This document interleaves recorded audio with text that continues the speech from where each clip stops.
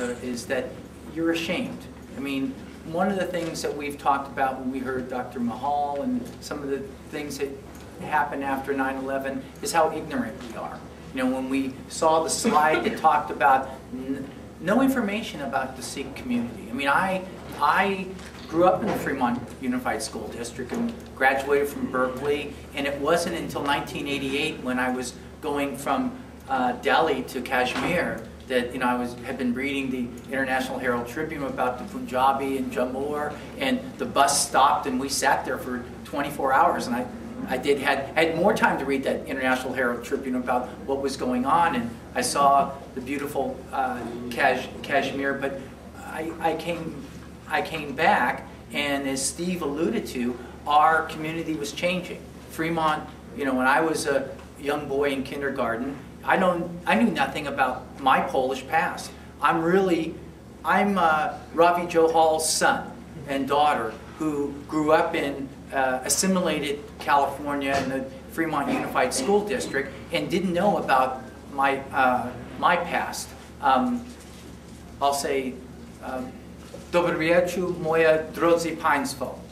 At the age of 31, having a law degree, I went back to Poland and learned about my past. I spent 2 years, having finished law school, could go and work and do different things, and decided that I wanted to learn about my past, my heritage. When I get in front of groups, whether they're Sikhs, whether they're Indians, whether they're Chinese, and I speak to people as a friend, they understand that I made the investment as an adult to learn about the heritage that I grew up with. So it wasn't just, you know, a Polish last name. Your children, you have done a better job than many of my ancestors of staying together and having identification. But it doesn't come without a cost. You know, Ravi Johal was polite about it might have been seen as a hit piece. It was a serious hit piece. I mean, Ravi Johal is an attorney. I'm an attorney. I represent people in bankruptcy. I represent Sikh truck drivers. I have several of them. People who have their houses are foreclosed upon. Ravi Johal is in court. Sometimes I do some criminal work. He's representing people. It was a serious hit piece by the infrastructure to say he's a bad guy. Not only is he Sikh, but he's representing criminals, sex offenders, and all these other people that you don't want to, you should not be supporting him. That's what it's talking about, the prejudice and stereotypes. I don't have to give a lecture to you folks, but that's what it is. And there are people here that, thank God that hit piece came out early, because now we know politically that we've sat down and said, this is how we're going to respond to that. He needs some dough from you folks. I need some dough from you folks too, but let's talk about Ravi. He needs some dough from your folks to get out the message to the mainstream people, to the 85% of the folks that are going to vote. I'm very thankful that Bob Swanson brought me to the Gurdwara. I know Bob from a nonprofit, Urban Village Farmers Market, you know, vegetables and fruits. I'm the actual president. I think I'm the president of this nonprofit, right? So we promote the farmers markets that you have in Castro Valley, in San Jose, in Oakland. That is run by our nonprofit organization. And when I was involved in politics, he said you have to come to the Gurdwara.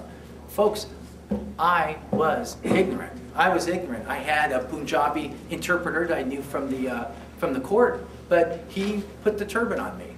And for a white guy who grew up on Stevenson Boulevard, that was a wonderful thing that I'm ignorant, but it was a wonderful expression that I made to the people that were at the Gurdwara, that I was a friend. I was a friend. I want to listen. I want to learn. I want to listen to what you're saying. We've come a long way in 10 years since the problems with Mrs. Gupta's son. When the police went into the Gurdwara and destroyed it, I don't know, not destroyed it, but you can't walk in with your shoes. The police department was ignorant. You guys know this, but from that mistake, we've become a little bit more educated. You know, My first job after UC Berkeley was working for the then congressman of this area, Don Edwards. Don Edwards was the chairman of the House Judiciary Committee on Civil and Constitutional Rights. This is not just a passing interest that he had on civil and constitutional rights. This is, I'm dating myself, this is 1977, right? So I was there from 77, 78, 88.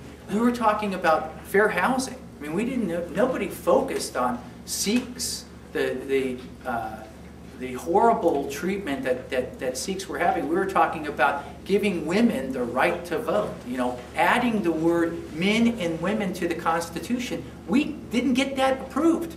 It was approved by the Congress, it went out to the state, two-thirds of the states to approve it, and to this day, that extension of the Equal Rights Amendment did not get approved. For God's sakes.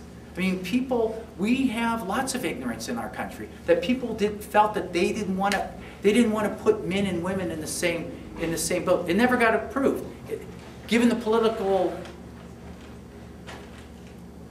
landscape over the last 8 years, it would never get approved. Hopefully we'll have some change.